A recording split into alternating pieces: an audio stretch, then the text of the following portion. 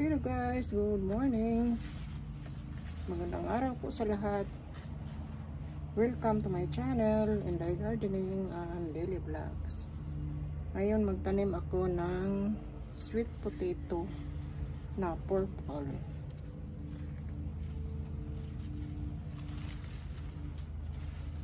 Before ko magtanim, ibabad ko muna siya sa tubig para magkaugat siya. Kung ang dami ng ugat pagkalipas ng ilang araw na binabad sa tubig, ganito na siya. Samahan niyo ko guys.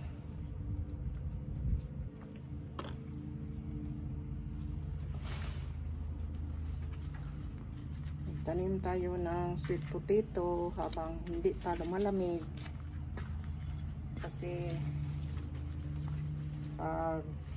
December na, lumalamig na, mamamatay sila, maano yung mga dahon.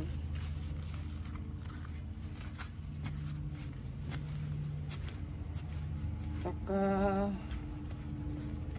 itong tinaniman ko guys, bathtub ito sa aming aso, kaya lang may butas na, hindi na magamit. So naisipan ko na taniman ko na lang siya ng kamote or sweet potato. Madali lang magtanim, baon mo lang ang mga ugat sa lupa, tapos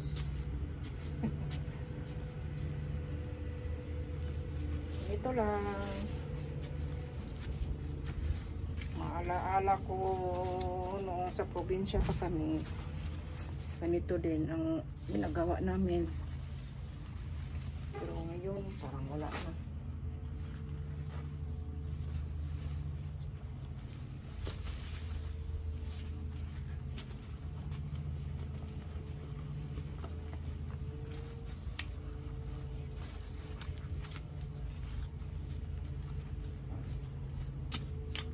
Purpose ko dito guys, kung hindi siya magkaroon ng laman, yung kamuti tops niya, yung young leaves, pwede siya masalad. Kaya ganito lang.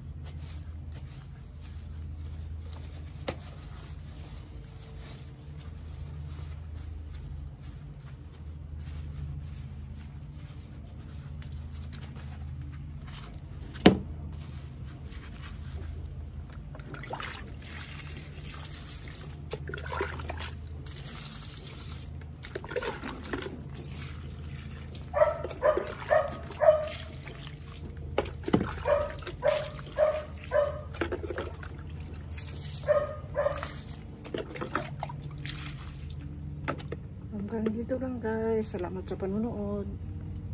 Don't forget to like and subscribe my channel, Inday Gardening and Daily Vlogs. Bye bye. Have a good day.